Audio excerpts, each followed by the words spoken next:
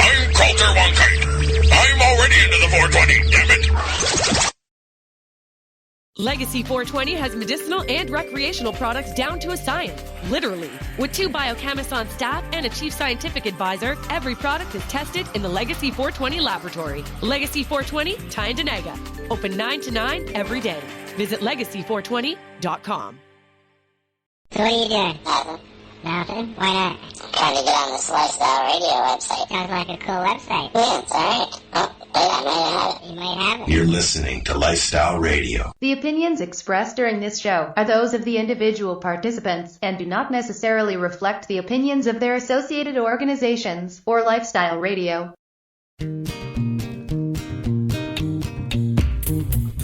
You like music, you like weed, well, we gonna be good friends indeed. This is how much I like more than smoking trees. They'll make you dance the do-si-do and teach you how the chiva grows. Smoke a bowl on the 420 radio show. On Lifestyle Radio. Yes, it is. This is the 420 radio show. We are live here at Lifestyle Radio. Actually, no, we're not at Lifestyle Radio. We're at Ganjahnista's, 242 King Street East in Hamilton. If you're out there listening and you want to come in and hang out and chat with us on the show, please do. Tonight, we are joined by Mr. Jack Lloyd, a longtime friend of the show, and as well as Debbie Stultz-Giffin, who will be along eventually. The guys were in a conversation at the beginning of the show. We've got a lot to talk about with Jack, and we do have a bit of an agenda. So I'm going to let Marcel and Jack talk about what they were talking about off air there for a few minutes, and the rest will just happen as it happens. Hi, Jack. How are you? Man, that's a long-ass intro. Wow, man. I think we lost Jack again. He'll come back. Jack is really busy, and so he may... Or did we lose Al? No, I'm here. I'm here. What do you mean, lose me? Oh, maybe we lost Al. Don't say that. Hello? I think he was having some computer problems because he wasn't able to text me, so I don't know. Well, I'm talking. They can't hear me. So we're going to fix this. How's that? Is that better, guys? Can hear you now. All right. I've been sitting here talking to myself, and I did a long intro. So what I said was you guys were chatting off air there, and you wanted to continue. So I'm going to let you do that, and I'm going to fix my microphone. We're chatting off air? No, we're waiting for you. So we could chat on air. We're on air, so you guys can have your conversation that you were having when we were off air. That I said, wait, okay. You know that one? So Jack can tell us about Nova Scotia. Yes. A very good lawyer in Nova Scotia argued an injunction case there named Sarah White with Patterson Law, a great lawyer. And she fought very hard for compassionate access there. And the ruling was very interesting in that essentially what the court said is that whenever someone's like, can you hear me? Yeah, can you hear me? Okay, well, what's really interesting about it is that typically, if you're alleged to have breached a municipal bylaw, you are presumptively going to get an injunction against you. That is the de facto rule. What's quite fascinating is that so no matter what, you're going to get. We're going to get. Sorry, I've got an issue going on.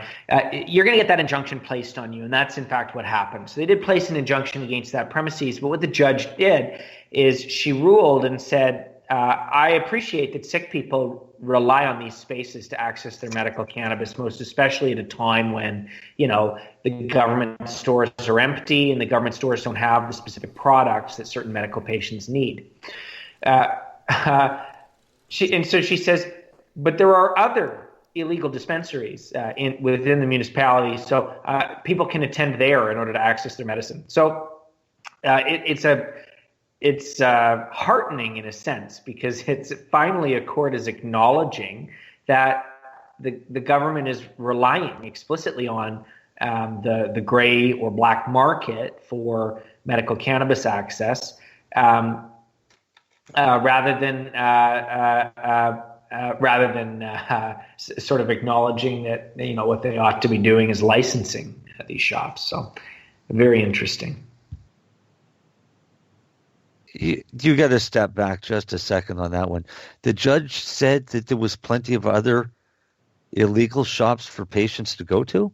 That's what the judge said, yeah. Wow. That's basically trying to monopolize, what, 5 shops in the province? A little bit, but also what they're saying is that we acknowledge that the government program is broken and that patients need to go somewhere, but that concern isn't trumped at the interlocutory stage. So at the immediate stage, by the breach of a municipal bylaw. But what I strongly suspect is that they're going to win when they run the final injunction. Yeah. So, very interesting. So, Marcel, would that mean that these other shops that have charter challenges that are still remained open, does that mean that they're does that mean that we're wasting the court's time and they should just be left alone and say, here you go? Well, no, but what may happen is the judge may hold off in rendering a decision until after those decisions come out of those charter challenges. Okay. So there's a ruling coming on February 28th on this issue. So hopefully something good flows from the court, and our community isn't simply just trammeled into the dust by legalization. Yeah. Well, they've been doing a good job of it. Well, here we are. The thing that puzzles me, guys, is the fact that for the last 5 years we've been working up to this legalization thing, or more, 25 years, some people would say, I guess. And here everything's fucked up on that end, but they've taken our medicine. Like, I mean, who am I now? Well, you're just that pothead owl. Now I'm just another guy in the pile. I have no legal. I have no legal way of obtaining my medicines unless I go down the road to somebody who's a grower, licensed or not. Doesn't really matter at that point. I can prove that I'm medical, though. Well, the important thing is that medical users are the only ones with a constitutionally entrenched right to access medical cannabis. So that's really the crucial difference. So, we're fighting now, like the final fight is to make sure that, and there is a fight to be had to make sure that there's access sites for medical cannabis patients, because otherwise, ultimately the government's goal is for everything to be recreational, right? So yeah. That way, nobody's able to say, hey, you violated my constitutional rights by behaving in a certain way. But at its core, medical patients have that, and that right is supported by essentially every level of court in the country. So we've done lots of work fleshing out the scope of those rights, and they're extensive. So medical is still protected, but what we really want is to make sure that safe spaces for medical are protected, and that's really kind of what we're fighting right now. Like where I am now at Ganjahnista. That's right, yes. Yeah. Smoke all right, now I want to know what Debbie was going to say before Al jumped in there. Hey, Al, how are you? I'm good, thank you.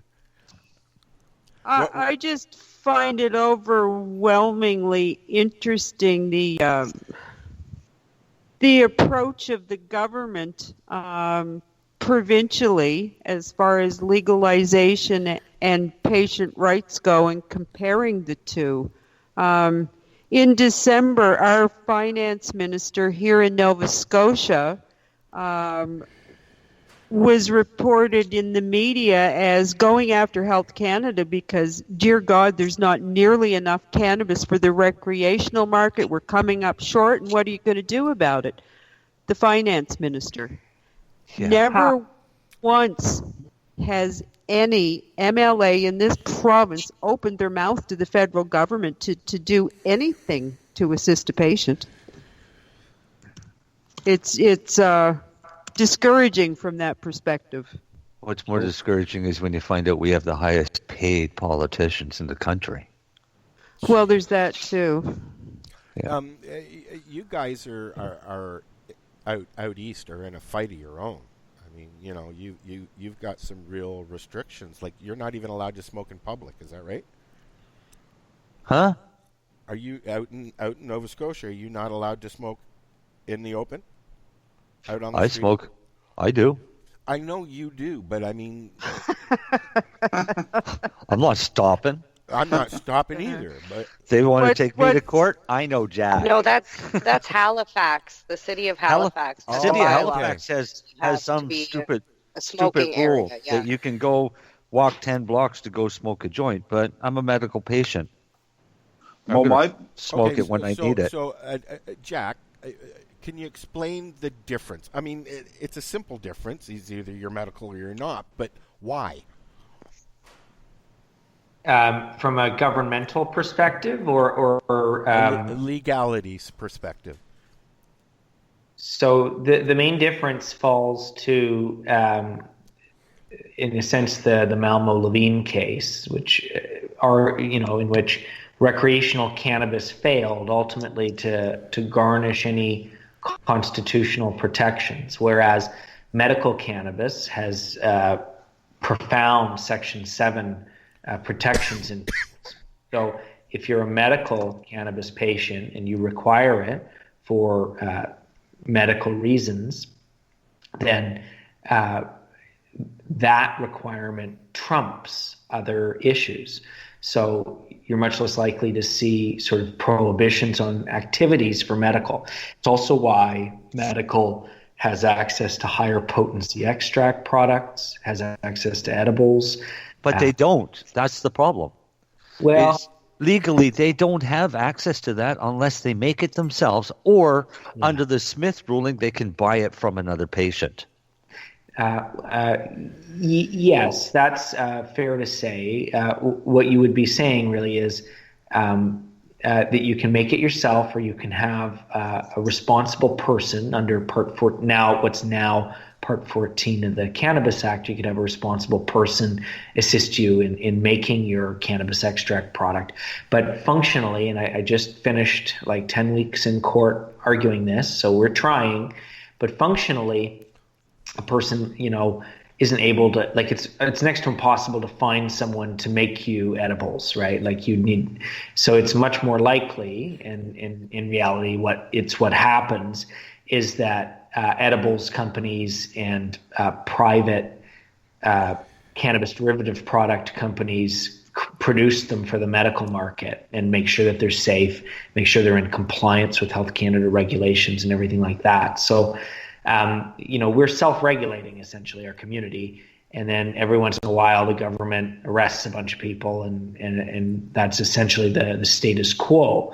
But for medical patients, you're absolutely right. They are still struggling, and sort of what we're fighting for and fighting about right now is for medical patients to have their own stores. So recreational people can go to these fancy 25 stores in Ontario and across Canada, either government-owned or privately owned stores. Not in this province. But in Ontario, there's no stores yet. There's only going to be 25 stores. And the core issue is, and this will apply across Canada, is whether under Part 2 of the Cannabis Act federally, what's called a medical sales license, whether that medical sales license is going to be functionally capable of being utilized to have medical storefronts. So there's a path for us, and I'm working on it, and I'm going to try to fight it. There is a path to have a place like Paula's there licensed, and there is a path to have a place that's medical only licensed, so that the vast array of derivative products required by medical patients are available. And that's ultimately the goal. So we're trying, but the government, is against us still. So there remains a few fights to be had. It's tiring, though, isn't it, Jack? I mean, we're at a place now in 2019 where probably the number one conversation in the world, now don't quote me on this, is probably close to being marijuana or cannabis, whatever you're calling it these days. It's a deep subject. My mom is the president of the Ontario Seniors Association, Jewish Seniors Association, and the conversation most of the time around the meetings is cannabis. How can it help? Can we get people come in? Tweed has come in and lectured them. It was more of a recruiting than a lecture, but they came in and they answered some questions. And then my mom, and I've told this story before, so my mom says to me, Alan, says, my friend knows what you do, and she said to me, Rosalind, I got a question for your son. I've got some medical cannabis. I got a license, and it's in my freezer, and I don't know what to do with it, because they're not telling seniors or anybody else what to do with it. You're not allowed to say, okay, hey, buddy, this is the strain that I tried, and I know your ailments, and I think you should try it because it might help for you. I got ADHD too. I can't say that as a bud tender, can I, Jack? Well, the province is specifically barred from interacting at all with medical cannabis. So that's really the main issue. So no, they can't say to you, yeah, this is probably helpful to you. And what they're finding on the ground is that people, essentially the employees are saying through one side of their mouth, I cannot speak to you about the effects of this product and what it may do to you. And then through the other side of their mouth saying, hypothetically, if you were trying to get to sleep, you might really love this product. That's bullshit. It's a compelled speech in a certain way, and also a serious freedom of speech issue. So, it's a serious issue that is it an argument that we're going to be able to push, do you think? Well, I'm going to argue it. Certainly. I hope I'm able to come in there and sit and watch that argument, Jack. I've heard you speak, and we've talked many times, but one thing that I want to do is sit in a courtroom and watch you work, my friend. It tends to be pretty boring. But, I know. I used to work for a lawyer as a kid. I was his driver. I used to spend my afternoons sitting in courtrooms watching him work. You were the driver for a lawyer because he lost his license for a DUI? Yeah. Yeah. Yeah. All right. Lawyers are human too, right? You're the second person that I met that was a driver for a lawyer for DUI. Yeah. It was my first driving job when I got my license. and I did that for 5 summers. And I, by the end of the second year, I was doing title searches down at City Hall by myself. So. And Jack, you might think it's boring in court, but there are a number of us that I think have become courtroom junkies when it comes to cannabis trials. Cannabis and patients being prosecuted. There's some. I'm sure that you could hand over scripts of court cases that you've done, Jack, that they could turn into a Law and Order easy. I don't know about that, but well, But I'm certainly doing my best. It's Can you let's take a breather here, because I'm sure we've got some listeners that don't know who Jack Lloyd is, like we know who Jack Lloyd is. Jack knows shit, and the shit that Jack knows is the law. And tell people your credentials, Jack, just so people know that you're very serious about what you do. Well, I've been a cannabis legalization activist for certainly all of my adult life. Before I was a lawyer, I worked as the editor of a cannabis publishing company called Green Candy Press. So I did books about the cannabis plant, with a focus on making them really, really good-looking books that, before then, cannabis books had kind of been like, they looked like they were self-published, and they didn't look like mainstream books. And so my kind of active protest was, I'm going to make my books look like Random House published them. And then what I ended up doing was making my books like look way better than any other publishing house would do them, because the profit margin goes down when you spend more money on the book. But if you've ever had a chance to read a book from Green Candy Press, they look very, very good. They are awesome coffee table books for sure. Coffee table book. Mine's a Bible. They're sexy, Marcel. Yeah. Now, we've reviewed a few of the books from Green Candy, and then we ended up with our first grow guy, Professor Lee, who still comes on the show now and then. That's amazing. Yeah. I mean, he's been around for a long time, but I guess my point was asking you to say that because I want people to know that Jack isn't a lawyer that went into this cannabis side of things. He's a cannabis activist who became a lawyer, and this is his life, and we love him for it, because he's helped a lot of people, not only in the cannabis industry in Canada, but individuals who have a valid fight on their hands. So for all of us, thank you, Jack. And now that I got that out of the way, you said when we first called you that you had some things that you wanted to bring up and questions that you wanted to ask us. So why don't we take the next half hour and do that, and then at the top of the hour we'll take a quick break so we can all have a pee. Oh, okay. Well, I suppose I have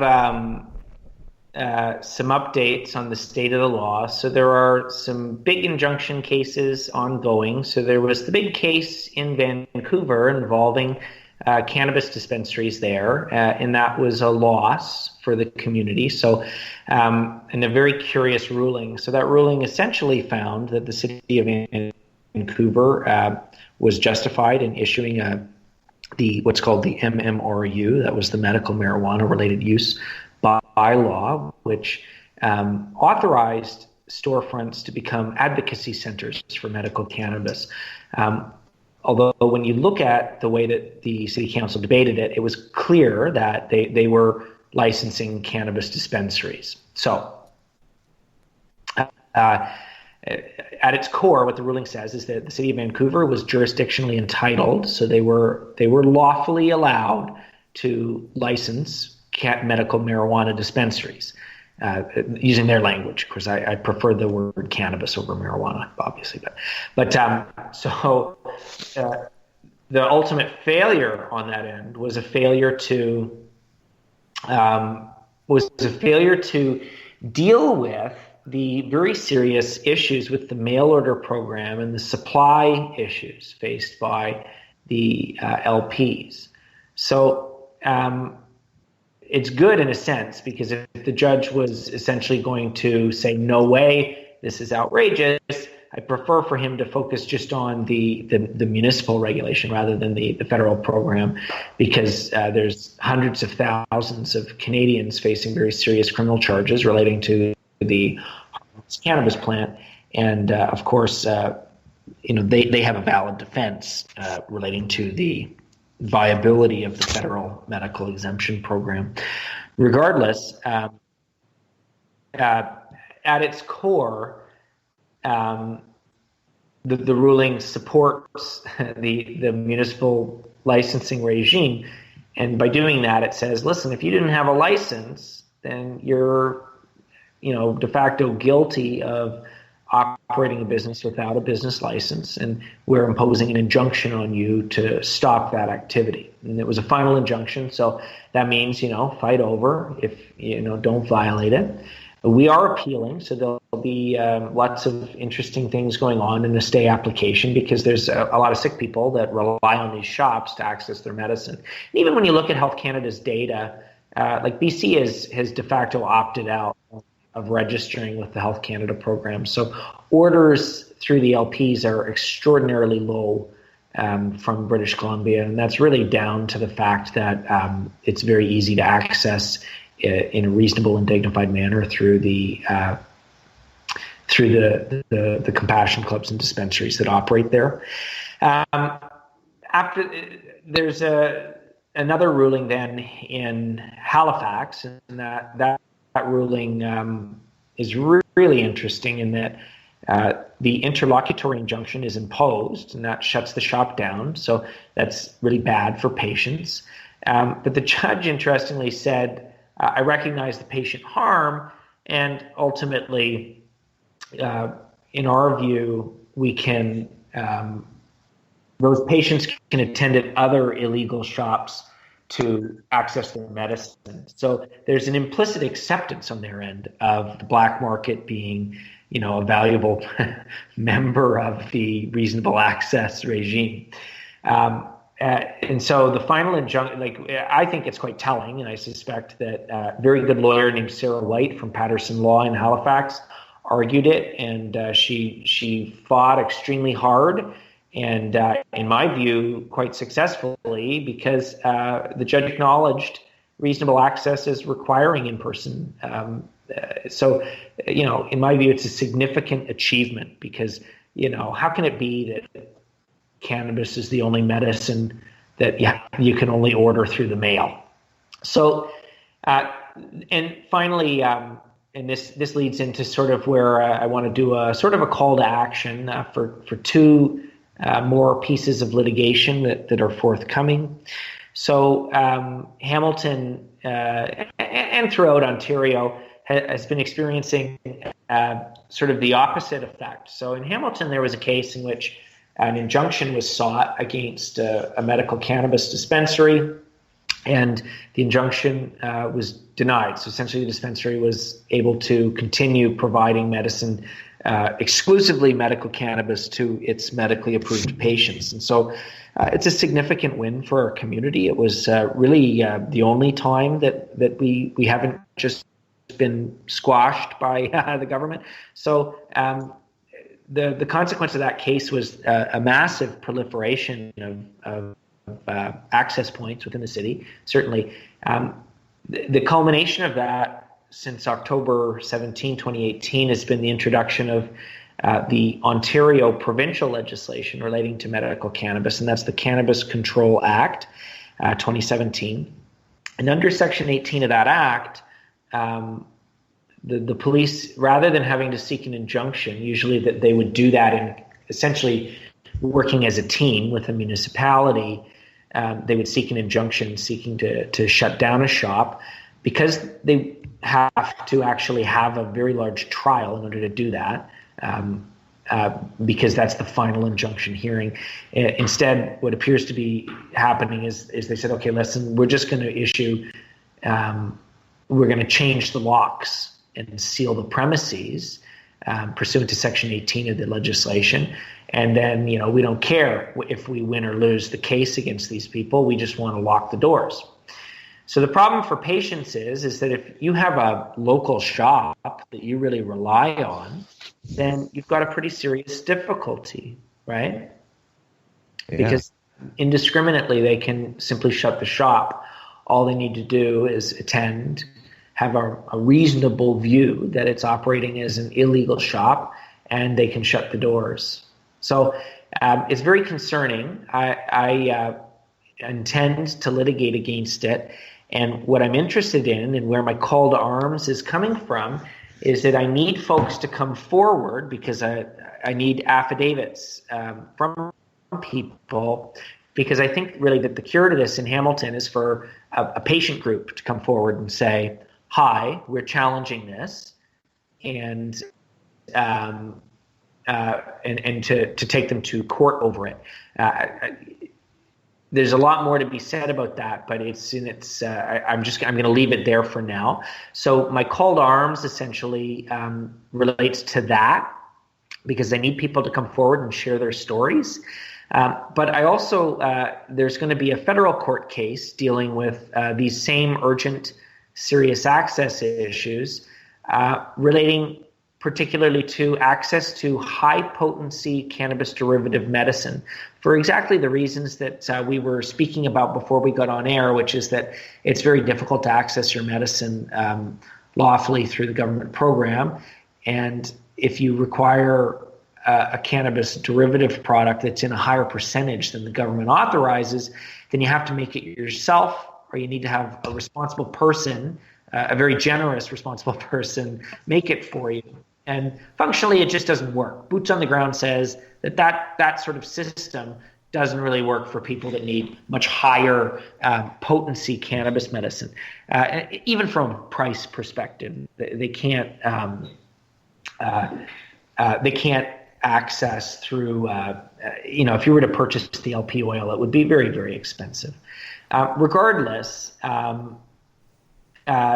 That's going to be a federal court case that we'll be arguing.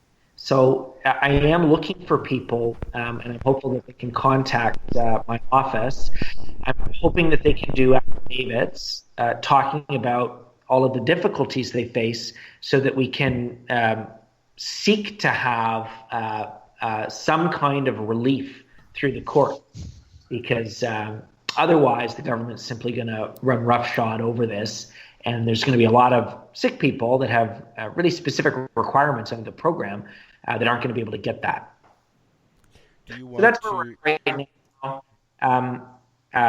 Sorry to ramble, but that's the... Okay. I was just going to ask you, Jack, if you wanted to give out your office number or an email for people to get a hold of you.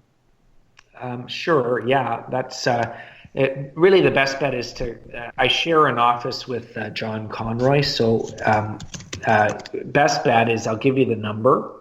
So the number is 604-852-5110. That's 604-852-5110. And then you can email, you can just email my office, and it's info@Lloyd, LLOYD, law, LAW, corporation.ca. So info@LloydLawCorporation.ca. Awesome. Is there anything else that you wanted to add to I got a chat thing here. Let me see here. Oh. I will add, I think an email went out that appears to be from my email address, but it wasn't me. I'm not sure how it happened. Oh, so really? I didn't send that email. I agree in spirit with the email. I didn't send it, and I'm not sure how or for what purpose it was sent out. Really? But regardless, I agree in spirit with what the email says. I just, as a lawyer, I have to be very cautious. I'm looking into how the email went out. It may have been that I was CC'd and somehow on this email program it made it look like it came from my email. I'll note that when you look at it, it says Jack Lloyd, and there's 3 L's in my name. So of course I only have 2 L's. It's a lot of L's, but not that many L's in my actual name. So and there's some. I agree with in spirit with what these people are arguing. Like, this is really crummy when they just shut the doors of these places. Wow. But I did not send the very cautious on that. So somebody's spoofing you. I don't think so. I think someone maybe tried to send like a bulk email, and somehow I got listed as the originator of it, and I don't know how that happened. Is that your email address? The email address that's listed is my email address. Okay. But there's if I go through my sent folder, I never sent all these emails that I'm getting all these contacts, especially from journalists. So like a mailing list, perhaps. So, or it went out on a newswire. I just say that for clarity because you know what, and I did see at some point in the body of that a newswire thing. I'll see if I can find that again. Yeah. If you would rather not receive future communications for Medicine My Way, let us know by clicking here. Okay, so that's a patient rights group. Very well-meaning patient rights group. So I think it's an honest error. I just don't understand how it happened. But regardless, they're right. I don't know if they're right. I'm very cautious when I put things in writing. But I do think that you see my point is that I went argued this, and the court agreed with me, and then the government refused to come have this fight. So, and then instead they just issued a new rule that can get around this court case. And I would they ought to just come and beat me fair and square rather than do it that way. So I agree with the spirit of the note, but it wasn't you. Although, the government will dispute it. The government will say that's a misrepresentation of Allard, that's a misrepresentation of the Loftus order. But at its core, nothing changes the boots on the ground, which is that our community needs safe spaces to congregate. And there's been a large-scale shift in which, very large companies have sort of taken over this industry, so that actual, cannabis people have nowhere to access or consume their medicine. So I appreciate, the government's just trying to legalize cannabis and move forward, but it's really they're not playing the core issue is harm patients, and in a lot of ways it is. And for so many chronically ill people, their sense of community and extended family is gone. Yeah, and Professor Andrew Hathaway has just an incredible expert report on that issue, which has to do with for medical cannabis patients when they go to compassion clubs, the interaction that they have there is so crucial to sort of how they interact with the cannabis plant. So, I actually had the pleasure of listening to him present it in court in Halifax when Sarah was presenting her evidence. I was there one morning and he was testifying and who was testifying? The Health Canada expert? Hathaway. Oh, wow, Andrew did it. Oh, yes, he did. Wow. And it was phenomenal, Jack. It really was. It was, as a patient, it was heartwarming to sit there and listen to him. He, 20 years ago, him and Kirk Tusaw each put on a special wristband at a drug policy conference and said, we're going to wear this wristband until cannabis is legal. And broad strokes, we should be so happy we've got legal cannabis. There's fights still to be had, but Andrew Hathaway is just one of the unsung heroes. So you just made my day that you saw him testify, and he did a great job. And Sarah White just did an incredible job with that case. Wow, good. Now, Can Yes, you not hear? Can you not hear the passion in that man's voice? I mean, come on. Gives me goosebumps, Jack, when you speak. Do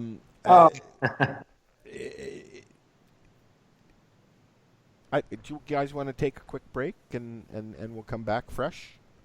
Sure, if you want. Okay, let's do that. I got a song that's one of my favorites from Sensi Rock, Roll Up, and this is the 420 Radio Show. We will be right back with Jack Lloyd and Debbie Stultz-Giffin and everybody else. Legacy 420 has medicinal and recreational products down to a science, literally. With 2 biochemists on staff and a chief scientific advisor, every product is tested in the Legacy 420 laboratory. Legacy 420, Tyendinaga. Open 9 to 9 every day. Visit legacy420.com. Hey, this is Cheech. And this is Chong. And you're listening to Lifestyle Radio. What is it? Lifestyle Radio. Say it one more time. 420 Radio? Ooh.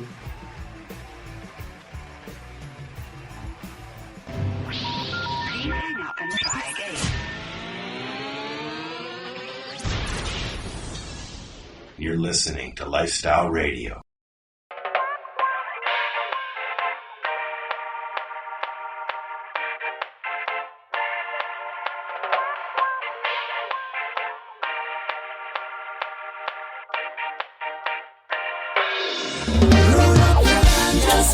Oh yes, me roll it.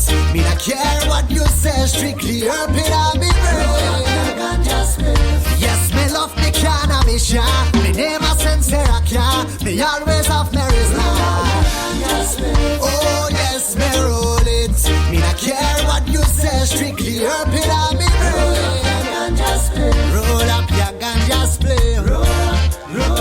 Roll up your ganja split. So you can pass me the whistle,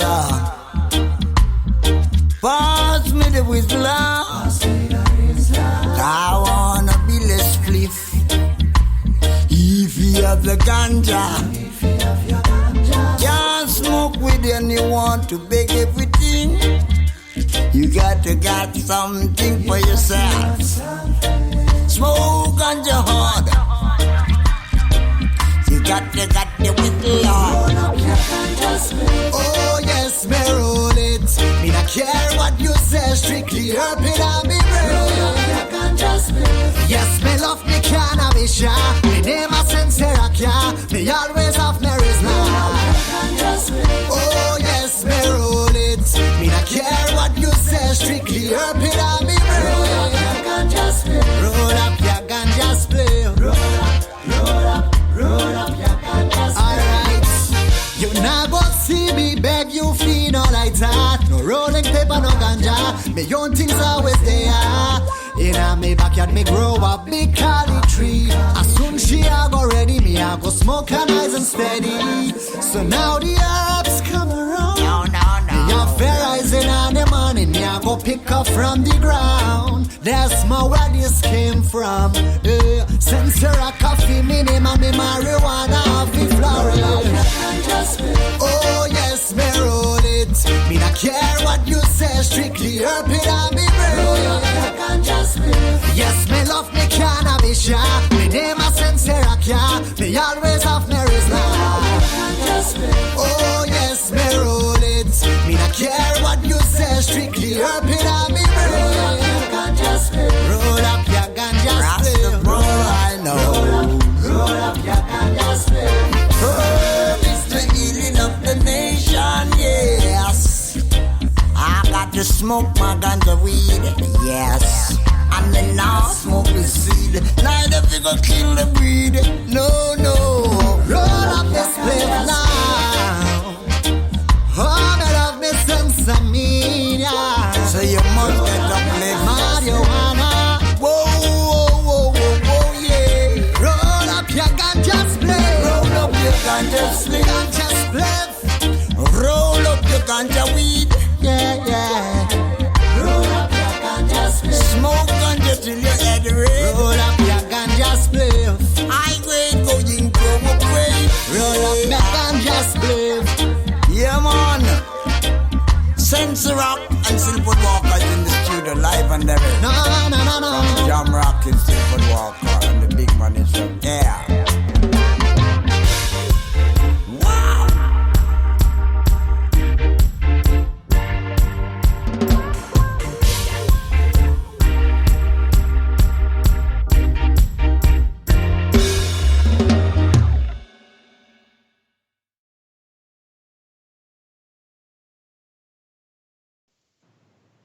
Hi, we're back.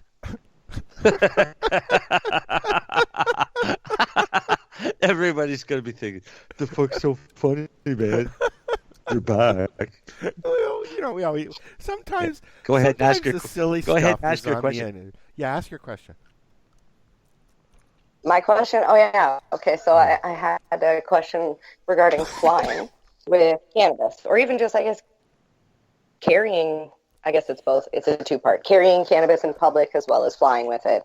As a medical patient, it used to be 150 grams maximum, or was it like 30 days? I can't remember. I know it was 150 max, and now recreationally you can carry 30 grams. So I guess my first question would be, can you carry 180 grams and combine the two together? Yeah. And then you can.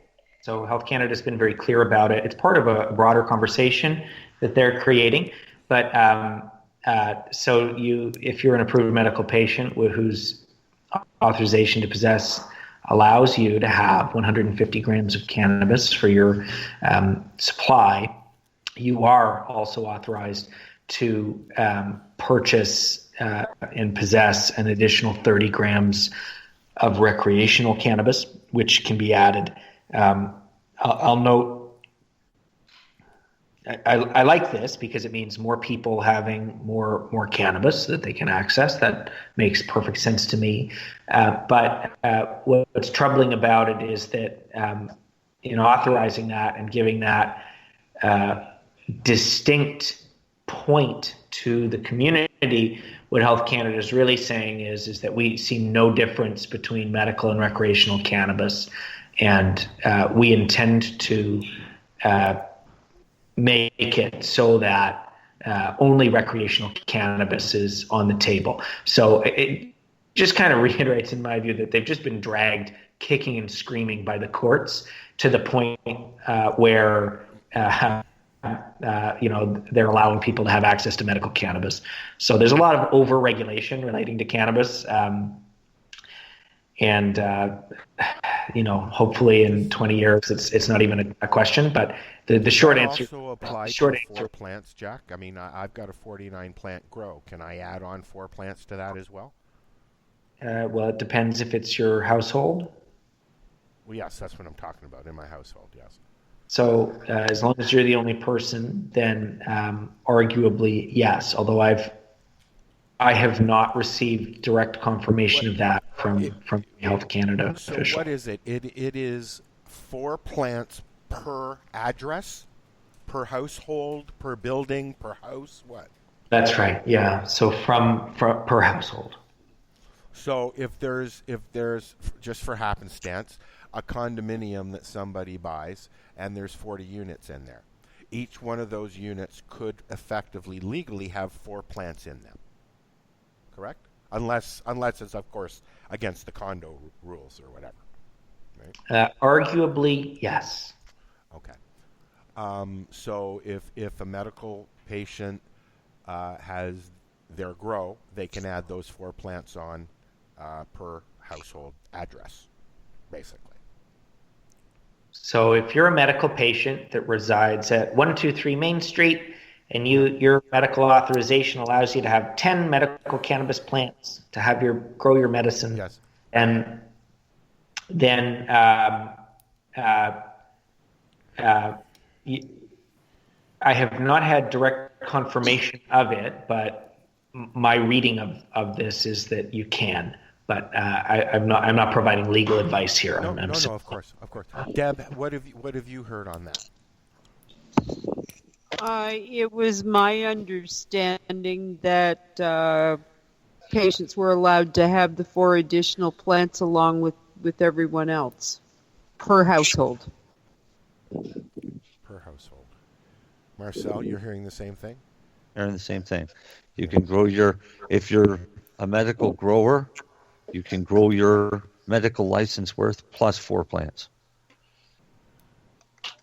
I love how the government says per household. So that means if you're rooming with somebody else and you're both adults, then you're going to have to split it 2 for each of you. But if you have separate units and it's like a divided apartment, Unit 1, Unit 2, I'm assuming those constitute as separate households. I think it would have to have separate and distinct addresses, identifiable. Exactly. Yeah. Yeah, mailing addresses, from what I understand, per mailing. Okay, address. so I guess, Jack, my next question, the additional part of that would be the rules then would still apply to flying, right? As long as you're going within Canada. Could you repeat the question?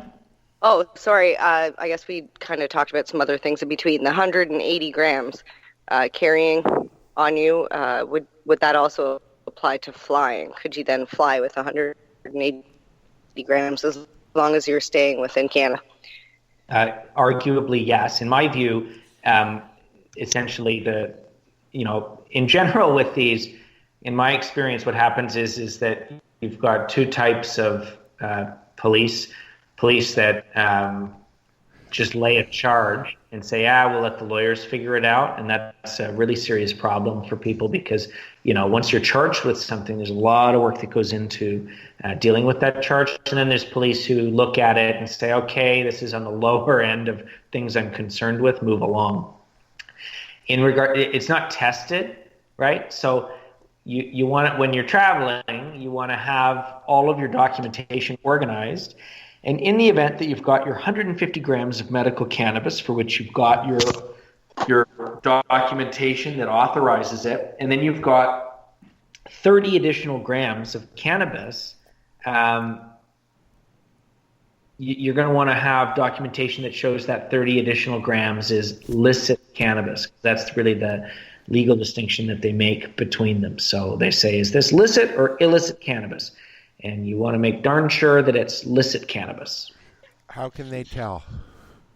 Well, I agree with you entirely. And anyone every Crown I know has admitted, certainly to me, that it's pretty much impossible to tell whether cannabis is licit or illicit. Bud A came from this place, an LP somewhere in Canada, and Bud B came from guy down the road who has a medical license and is pretty damn good at it. Yeah, that's in one way to look at it, and but that burden of proof falls to the person making the allegation, right? So that's the police and the Crown would have to do that. So they're very unlikely to take the time to do that. But that's where we're at right now with this.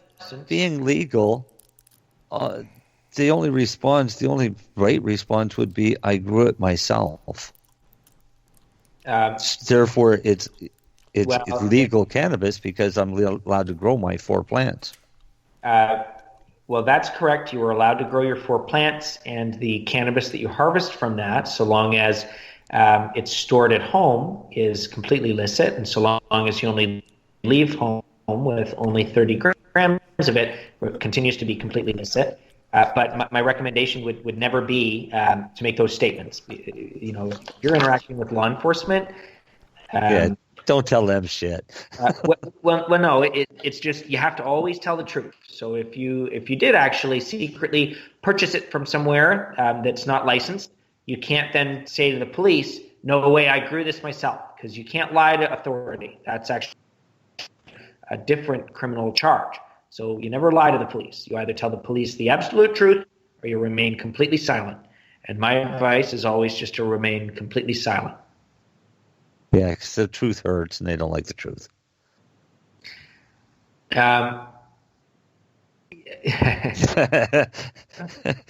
But there's that, but I think Jack's coming from it from a slightly different perspective. Right, so don't call the cop an idiot because the truth hurts. Those batons would hurt, wouldn't they? Yeah, they do. Marcel. I just want to go back onto that. The problem that I see that's going to be coming down the road is a lot of patients or a lot of people that have been growing their 4 plants are now have harvested or at the point of harvest. The police pull you over here and they find out that you have cannabis. They want to see your sales slip from when you purchased it at our wonderful liquor store. Well, that's why it's so very, very important that you're in compliance with the regulations, right? Like, we did it as a country. Like, cannabis is legal now, and there is actually kind of an onus for us to make gosh darn sure that we're doing our absolute best to be in compliance. Not to screw it up for everybody else. Yeah, and don't get yourself charged now that we've got it legal. Like, we did a good job. Nobody. People are going to get charged. It's hard to avoid that, but we're really getting close to a point where nobody's going to jail for cannabis, and it's not a huge concern for people anymore.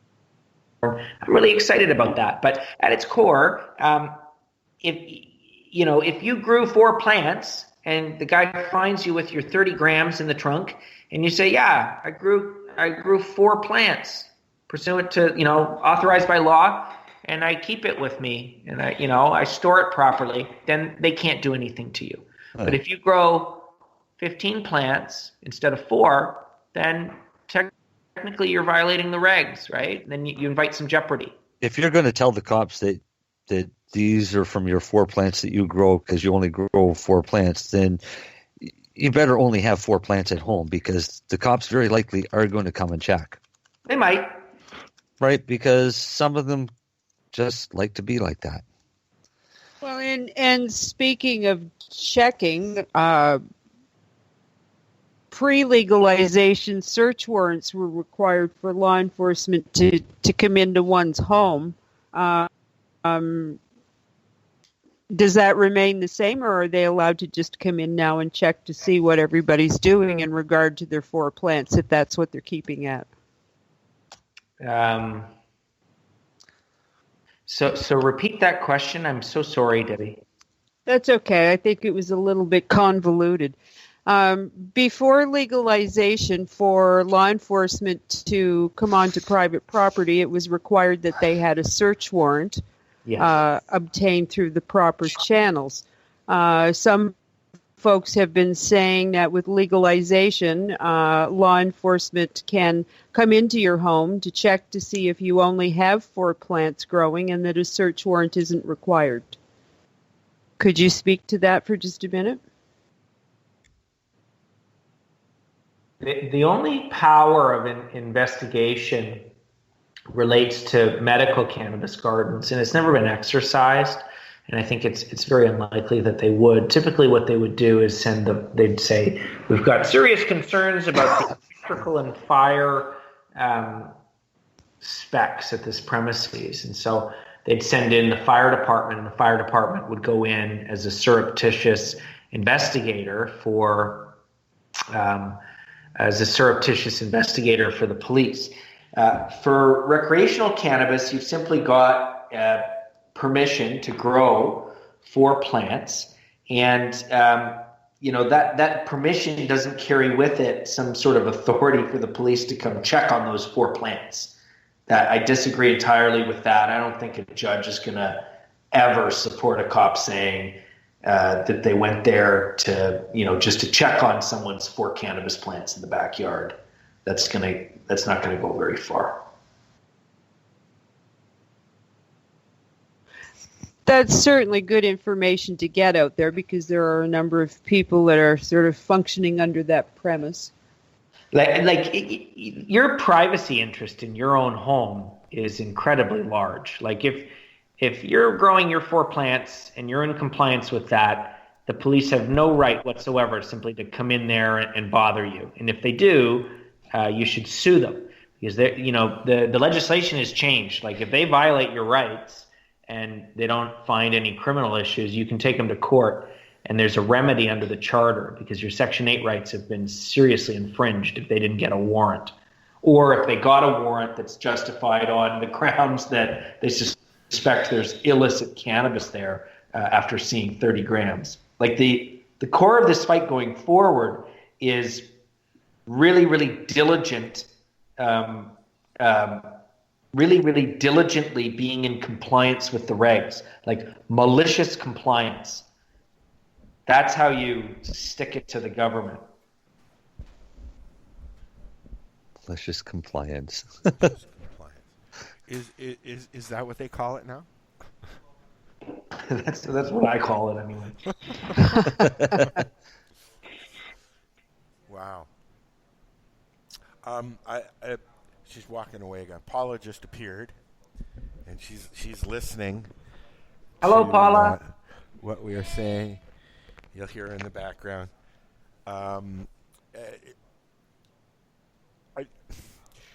We were talking about affidavits and stuff like that, and I mentioned it to Paula where you guys are talking, and it's like I can count on both hands the number of people that I can get affidavits tomorrow for you, Jack. It's that serious. This whole being able to they've got. Did Paula? You just told me they shut down all the safe injection sites. Yes, 2 weeks ago. In Hamilton? Did you know that, Jack? What happened? They've shut down all the safe injection sites in Hamilton. Lack of funding, they said. So it's, again, I certainly hope that, because it's clear that people that use opioids quite often rely on cannabis to get themselves off of it. Yep. So again, it's part of the same problem with the closure orders they're using against dispensaries. And then take away the safe injection sites too. Yeah. And nice. And that's one of the reasons we've started, I'm sure you've heard of it now. By now, Jack, we've started a HOPE project, the Hamilton Opiate Prevention Experiment. Oh, good for you. People can come in who want to get off opiates or relieve themselves of methadone or whatever. And it got cold, so people stopped coming in. But at first, we were having 10, 12, 13 people coming.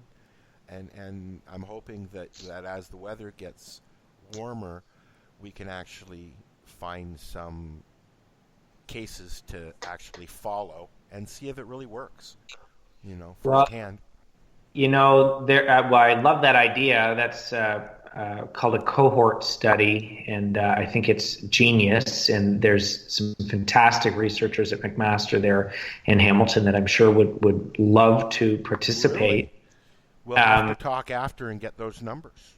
I will definitely do that. Are you guys aware of the cannabinoid cannabis substitution project in Vancouver, where they do essentially care pack? Yep, we've had Neil on the show, and he's just stopped.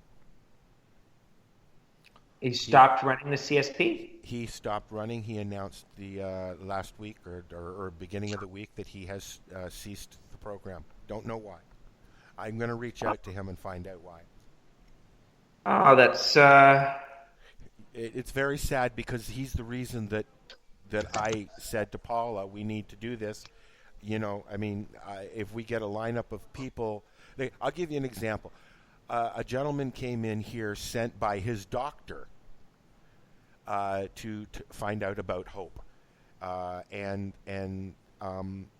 When he left, it was just like he felt so relieved that he could find a place to go to get some relief, as well as find out more information about using cannabis to relieve and get him off the methamphetamines. Yeah. Methadone is what it was. I think he's on now. So it touched my heart. I had no idea that they were stopping it. Yeah, it's disgusting. I mean, they say yes on one side and then they say no on the other. Well, regardless, as far as motivations go, it sounds like it helps people, and cohort studies indicate that a great many precariously housed and homeless people self-medicate using medical cannabis. So, your heart's in the right place, and most especially if the safe injection sites are being shut down, it's a problem. And the solution certainly isn't shutting compassion clubs down. Yeah, no, it's not. Now's not the time to turn people's backs away from getting medicine and finding out how to use it properly. Patients helping patients. How's that? And that's what every one of us on this panel today believes in, and I can assure you of that. Okay. Here's a question for you, Jack. On the whole patient helping, patient and gifting, how far can you go with that? If a patient comes in and says, here's my script, and can you help me make some medicine and show me how to make it, can I do that without risking going to jail? You have a great case. It's not... You're asking a lawyer, so a lot of people ask me this question, so I'm hesitant to...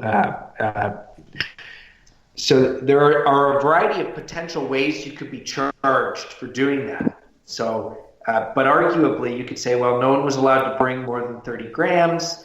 All we did was allow them to, teach them how to process their 30 grams into a derivative product that's better for them for their use of cannabis.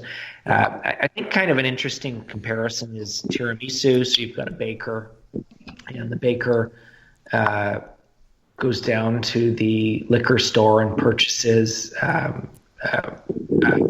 can't even remember what the liquor is that's in tiramisu, but so they purchase the brandy, I guess, and so they bring the brandy back to the bakery. Now the bakery doesn't have a liquor license, right? So the bakery is using a controlled substance to create a derivative product, and then they're selling it.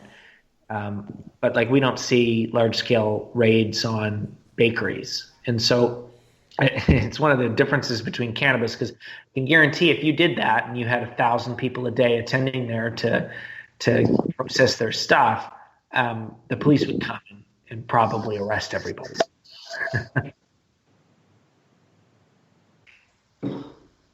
So, but bakeries do it every day. So again, there's kind of very different enforcement with cannabis, but arguably, I guess the question is how far are they going to go?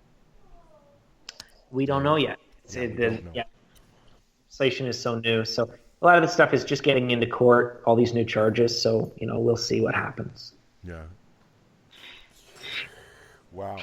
So is there anything else that we want to touch base on while we have Jack here? Because he is a busy guy. I mean, he's working while he's on with us. So. Do you have anything to recommend to patients who drive? Yes. That's my question too. That was my question too, Deb. I've just an aside, I have multiple sclerosis. Hands down, I could go for 3 months and not consume cannabis, and I still couldn't pass their stupid roadside test because it mimics a neurological exam that goes hand in hand with being diagnosed with MS or determining how far your MS may have progressed. So I went to my doctor and have a letter that basically states that I have MS, and if I'm failing the roadside sobriety test, it doesn't mean I'm impaired, because I'm certainly not. Well, I agree with you. You're identifying sort of two key issues with impaired driving legislation. The first is what's called the DRE, Drug Recognition Examination Expert.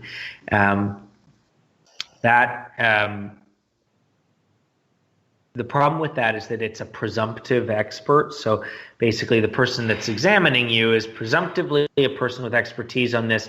So he may well say, you're definitely impaired. And you say, well, no, that's simply a part and parcel of my medical symptoms. Problem, particularly, Debbie, in your region, is that they then impound your car for 7 days and say you can't have your driver's license for 7 days, regardless of whether you actually are impaired or not.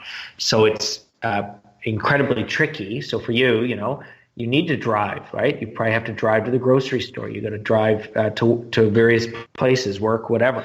And for them to take it away, it causes you beyond serious repercussions. The secondary part of that, Debbie, is the per se limits on THC metabolites in your saliva when they do that test. And because you're a medical patient, you may well test over, and many people may well test over at any time. So there's gonna be a case, and I'm encouraging people, because you're right to ask me about that, because you face very significant jeopardy, not just because of your medical illness, but because you use cannabis medically, and you're going to have different per se limits. So a case is brewing, and we're going to need to get funding and get ready to fight sort of about whether or not a medical cannabis patient that's been smoking cannabis for 20 years, who's got a nanogram limit in their saliva that's too high, whether or not they qualify as impaired. From a practical piece of advice, here's what I can say.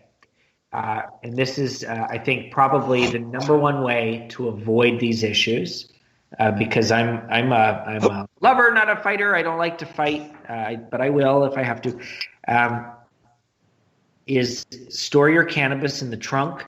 Don't ever smoke cannabis within the cab of the vehicle, and don't ever store opened cannabis products or open cannabis within the vehicle. So many of us for years, we roll it in our lap while we're, before we go somewhere, and, maybe we have a puff in the vehicle, and then we get out and walk somewhere, and the car. No more. Yeah, don't do it anymore, and I'm as guilty as anybody. That's admirable that you would even say that, Jack, because, when you think of your profession, you're like, oh, don't say that, man. Maybe somebody will say something. You'll lose your license. And that can't happen, though. Like people Well, there's a difference. Like, I suppose if you're saying I'm making an admission, I'm saying I'm leaving my vehicle after rolling a joint. They're not driving. I'm not making that admission. But under the legislation, essentially anybody that's consumed cannabis ever is going to fail this nanogram limit. So it's an impossible test to pass. Yeah. Do you think that there's going to be a waiver? I mean, I guess there's going to be so many challenges on those stupid driving limits that they're going to have to change them, I guess, eh? Well, not necessarily. For all we know, the government has doubled down on the per se limits, so they're going to expend pretty significant resources supporting that legislation. So, and this kind of goes to my gripe with the government.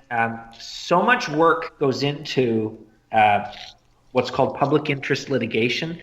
So that's where it's what I'm proposing when I say that I need people to come forward and tell their stories about sort of all of the difficulties they face accessing their medicine, because it's literally hundreds upon hundreds of hours to litigate one of these cases. So then it's just frustrating when the government goes, okay, fine, and then they make just the most minimal change possible, and then they say, and we're going to charge people, convict them, and put them in jail until somebody else comes to court. Like that's the really shocking part, and it's why I think a little bit of skepticism should be applied when we look at the government that says they're helping us with legalization. They're doing things. Is how much work went into a case like Smith? How much work went into a case like Allard? How much work went into a case like Murnau, Bear? How much money does it cost to try a case like Murnau or Allard? You're never paid what, like if you were a civil lawyer, it'd be like minimum $2 million or something. And what I can tell you is that we don't make that. So you're generally lucky to get paid for your time. But the point is it's public interest litigation, right? We wouldn't have legal cannabis if people didn't do it, right? If Fallon Young didn't organize Terry Parker to start all of this, and Aaron Harnett did it at the Court of Appeal. Like if he didn't stand up there, and if the Court of Appeal in Ontario didn't do that, then we wouldn't have legal cannabis today, and we wouldn't even have any rights associated with cannabis. It would just be illegal. And I got a lot of comments. There were these two really wonderful and funny and smart lawyers in California that had this thing called Shut the F Up Fridays, which is they were these lawyers saying, we're going to give you legal advice if you're in a compromising situation. And one of theirs was about cannabis dispensaries. They said, listen, if you're inside of a cannabis dispensary in the police raid, shut the F up. You don't want to make any statements to police. And so they described it. And what they were talking about is, 3 kids activists working at a compassion club. And the police raid it, and I always, I imagine them creeping up on the compassion club, which has clearly marked operating hours. It's just the world's easiest case for the police. And they charge everybody. And what they were saying, because they're good lawyers and I respect them, and it's incredible, great advice that they're giving. But they say that one of the individuals remained silent and he didn't say anything about what he was doing inside of the premises. And the other 2 told police that they were volunteers. And maybe they were volunteers, maybe they weren't. But what was the end of the story was they said, well, the guy that remained silent, all charges withdrawn, and the 2 that told police why they were there ended up with convictions. And what really troubled me about it is that there's telling the truth to the police isn't for our community, telling the truth to the police, that's not the issue. People are there doing it openly and honestly and saying, hi, this is a really serious problem. Sick people can't get access to their medicine. It's not about, and that's a traditional criminal law. I give that advice all the time. Do not speak to the police. But my point is that there's a broader defense and a broader argument to be made about this, and that you can take them to court and say, okay, well, why is cannabis illegal? And as Canadians, it's something we should be really proud of, is that people like John Conroy, Kirk Tusaw, Paul Lewin, Alan Young, they really did take the government to court over this and say, okay, let's have a big fight. And I just finished, I did 4 weeks in Vancouver, and I just finished a 5-week one in Toronto dealing with these issues. And, let's keep the government in line here. The government works for us, not the other way around. So I guess my point is that it's not as just as remaining silent, right? This isn't a crime like other crimes where it's just, the run-of-the-mill rights and you're going to have a trial. This is about a broader issue and a broader purpose, which is that this substance ought not to be, part of the criminal law, certainly, and that it doesn't harm anyone, certainly, and that, at every opportunity we should be taking the government to task over why on earth they continue to lock people up over a harmless plant. That's the real question. So while I loved their point, I said, well, why didn't you, these people then made a statement to police. So why didn't you take that and say, okay, well, why is that illegal? Isn't that a contravention of our charter? And there's lots of arguments. This is in California, but there's a host of other arguments to be raised. So it's not as simple as they made it. It's not as simple as remaining silent, right? Remaining silent, we would never have legal cannabis in Canada, right? Terry Parker couldn't stop talking about it. That was really the problem, and it led us here. So, and a great many other people in our community, they can't stay silent about it either, and that's an important part of how we got here as well. So certainly, while my legal advice is to remain silent, I think it's important we appreciate just how far we've come by talking. Cool. What good at talking? Al is too sometimes until he falls asleep or breaks his mic. Glass of water, if you must know. You're not allowed to drink? I'm not allowed to drink. I'm sorry. So, Jack, right when isn't this fucking shit legal? like, why are we still having to go through this? This is Well, ridiculous. we're not alone. A lot of people believe that, and so hopefully there's going to be a loosening of the regs so that lots more people can be legal, and that's really ultimately the goal. What I'm really scared of, from a big picture perspective, I'm really scared that Andrew Scheer wins this next election and says, all right, we're done with this bizarre experiment. Cannabis is super duper illegal again. And can they do that? Why not? Yeah, you can if you want to. So when the government changes, if they want to put everything back to null and void again, they can do that. Yeah, sure. As long as they've got a majority. You think that we're just going to sit there and let that happen? The fight will go on. So and here I thought we could move on to mushrooms. Well, I think that's a really important. That's a really important issue. I'm working on a couple of great cases on psilocybin medicinal.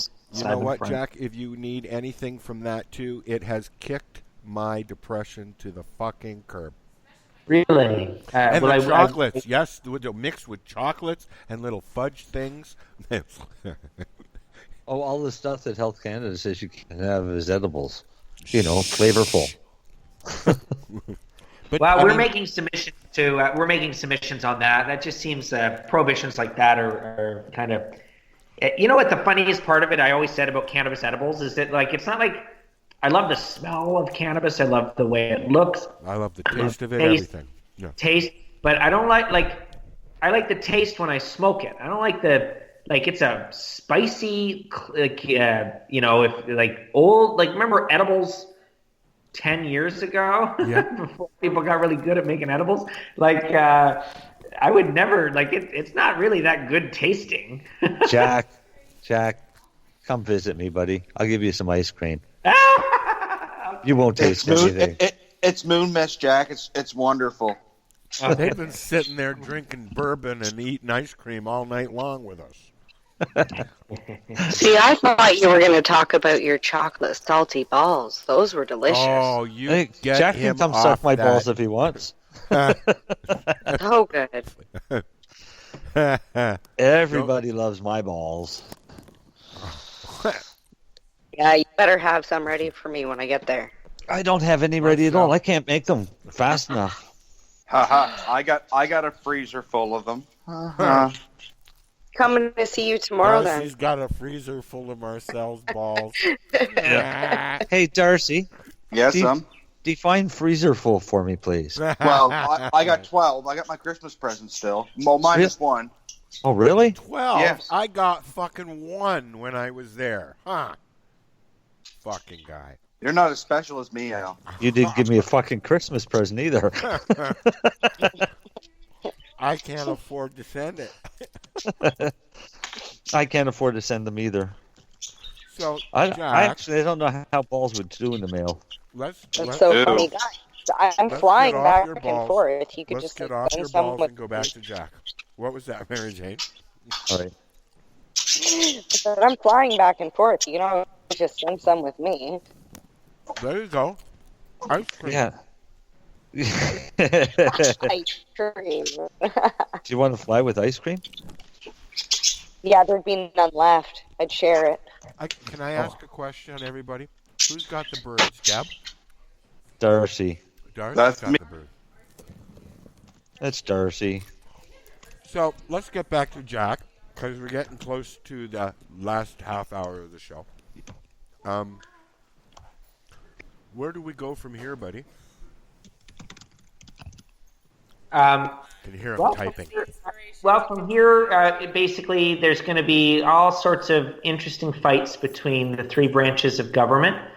I'm hopeful that the end result is that the medical community simply gets its own access sites and is able to produce and supply its own shops with more specialty products that general the market prefers. So that's kind of the future of this. So recreational is going to kind of be a slow rollout, and they're working hard to get their supply up, but for whatever reason right now they just don't have enough product. Although Health Canada has released data that suggests that they have plenty of product, so it may well be, for lawyers we call it cooperative federalism, but it may well be that there actually is enough cannabis from the federal licensed producers. It's just that due to overregulation, it's not making its way to the market. I'm not sure what my view is on that, but I've heard that argument, and I'm not discrediting it. I'm not sure how it's happening, but obviously people with strict rules and how they operate are going to, it's going to be harder for them to get their product from point A to point B. But hopefully they're going to be able to do a good job of that, and hopefully they're going to be able to make great edibles and great derivative products. But hopefully as well, for medical patients with really unique requirements, there's going to be safe spaces and safe access points for them. Well, I hope so. And until then, if anybody wants to learn how to use a magic butter machine, give me a call. I'll show you how to use it. So will Marcel. Sure I will. Yeah, we're going to have classes here. So, yep, it's time to... You pay the airfare, I'll come and teach all kinds of classes for you. Let's work on that. Maybe your new boss will allow that. No, I'm thinking your boss can allow that. My boss? Yeah. Oh.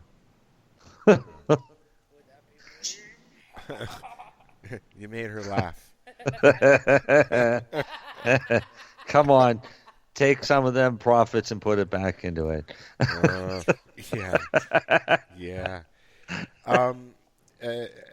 Jack, it's always a pleasure, and I would like you to tell people where they can get in touch with you again if they want to become a part of this whole thing you're brewing, and tell people also what you're trying to do, just to remind anybody who just joined us. So we're trying to make an argument, certainly in municipalities like Hamilton, where there's a serious housing crisis and a serious, certainly financial and medical issue, particularly in regards to the opioid crisis. We're looking for patients that can talk about how come shutting down their compassion club or their access point will harm them.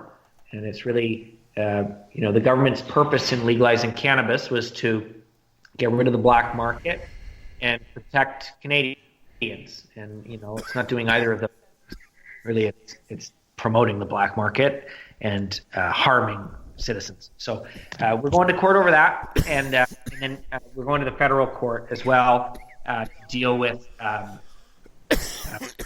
Passion Club access. And I'd like to speak with patients that have struggled using the government program, and we'll take it from there. You know what, Jack? I think that what we should do is we should get this information out and make a day where people can come in and write out their testimony or whatever they want to say, videotape it, and then we'll just give it all to you, and you can go from there. And we're here happily to help with that. And I, like I said, I know at least a dozen people right now who would just be waiting in line. Okay, well, I'd like to hear from them. So let's talk some more. I have a farewell party that I need to get. I'm now a little bit tardy for, but I would like to speak with you about that. I'm going to be working on this all weekend. So let's talk, okay? I'm around. You know how to get a hold of me, buddy. Good. Okay. So are you looking for patients from straight across the country, Jack, or just from Ontario? Straight across the country for the federal court case. And actually, I would really love some patients from out east. Several of us have affidavits prepared for the constitutional challenge that's going on in Ganjahnista next week, and I'll do my best to see how many of those I can get sent in your direction. Oh, I really appreciate it. Yeah, I'm supposed to be helping on that, and I've been just slammed in dealing with things in Ontario. But that's a totally great case, and I would be thrilled if you were able to share. That's very generous of you. All right. Deb, thank you. I didn't even say hi, really. Thank you for joining us. I always love talking to you. You know that. And you're always welcome to come and hang out with us.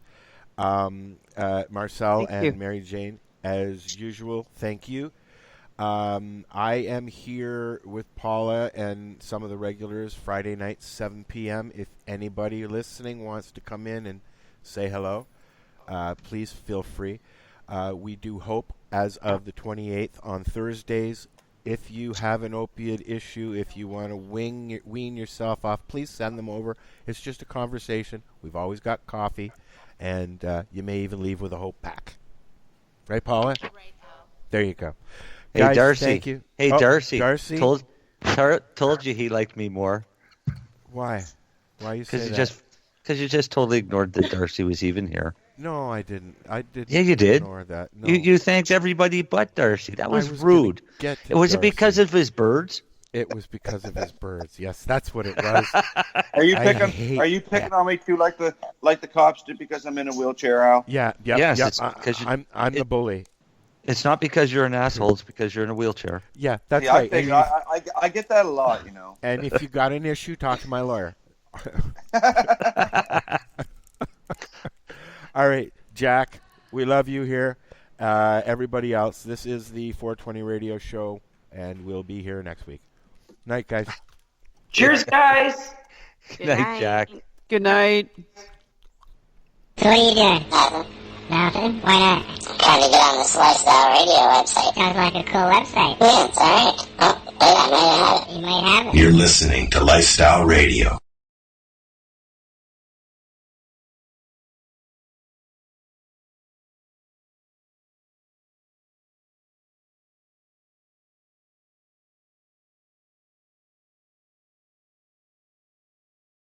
Fuck no.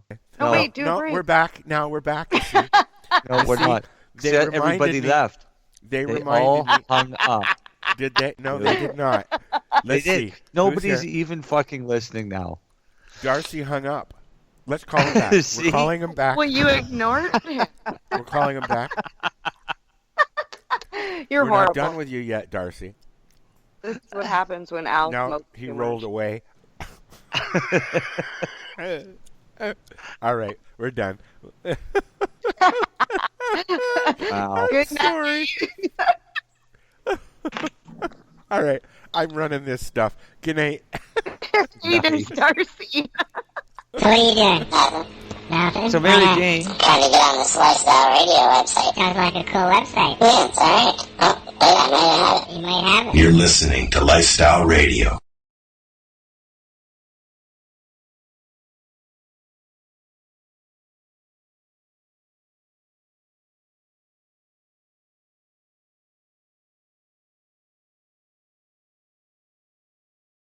Legacy 420 has medicinal and recreational products down to a science, literally. With 2 biochemists on staff and a chief scientific advisor, every product is tested in the Legacy 420 laboratory. Legacy 420, Tyendinaga.